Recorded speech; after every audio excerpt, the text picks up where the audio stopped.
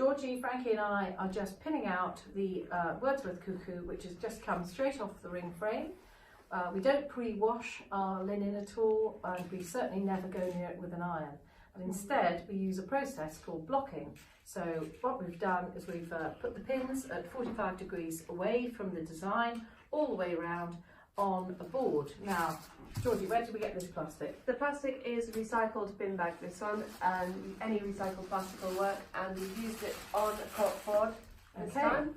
And the alternative to using a board like this, which you can buy from any stationers quite cheaply, is to use some insulating board, and this was just an offcut. And you can buy this in massive sizes, or you can put them together and jam them together if you're blocking a very, very large piece.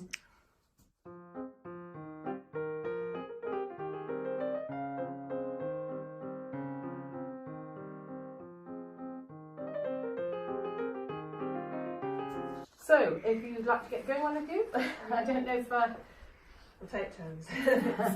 So what we're doing here is we're working all around the edges and across the face of the design, and making sure that you work absolutely to the edge, because if you leave any areas with a little bit of dry fabric, you'll find that the rather nasty waterline creeps into the fabric, and then you'll never ever get rid of that.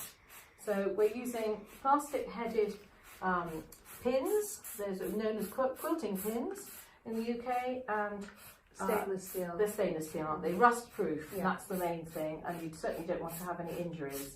So Frankie's had a go over this, and if you pass it across to Georgie for another go, it's quite hard work. And we're using bottled filtered water. Sometimes you can trust the water out of your tap if you've got a filter on it, but I would always test it on a bit of fabric first. And you can only use this method with Appleton's wools, and if you've added any extra silks or anything like that, you must do a colour test on them first.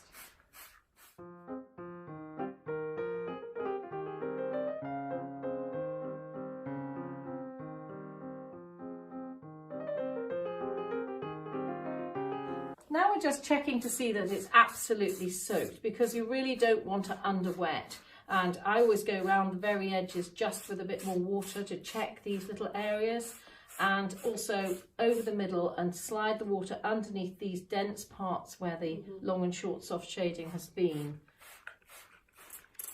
If you tip the, if you just lift that, Frankie, for me, you can see that the water running underneath will soak the linen.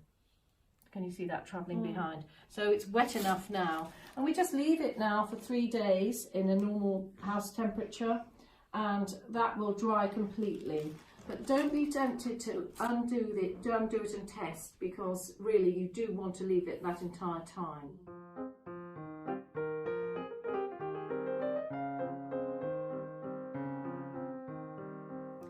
So we're going to just unpin the piece that Frankie stitched. Was it your first or second? Second. This one. Second one, and the first one she did blocked beautifully, but this one has come away, and it's just slightly ruckled here. So I think there has been a bit of a problem there, Frankie. Yeah, I don't get it tight enough in the frame, I don't think. Right.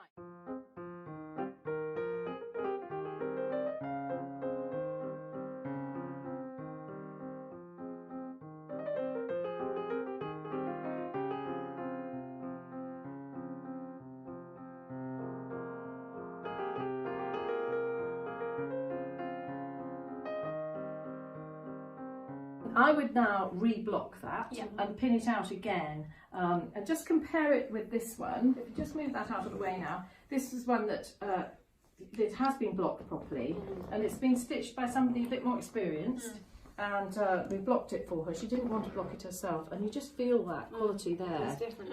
It's fabulous. So so that's what we need to do. Just make sure that it's really tight on your frame throughout the stitching process, and then block it. Never ever iron it. And we'll just spin it out again, have another go, and get it a bit tighter, and this time we'll be a little bit stronger when we block it, and that should come out.